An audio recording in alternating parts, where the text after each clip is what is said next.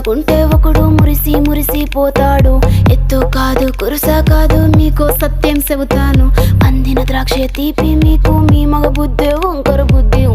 అంటావా మావా అంటావా మావా అంటావా మావా అంటావా మావా.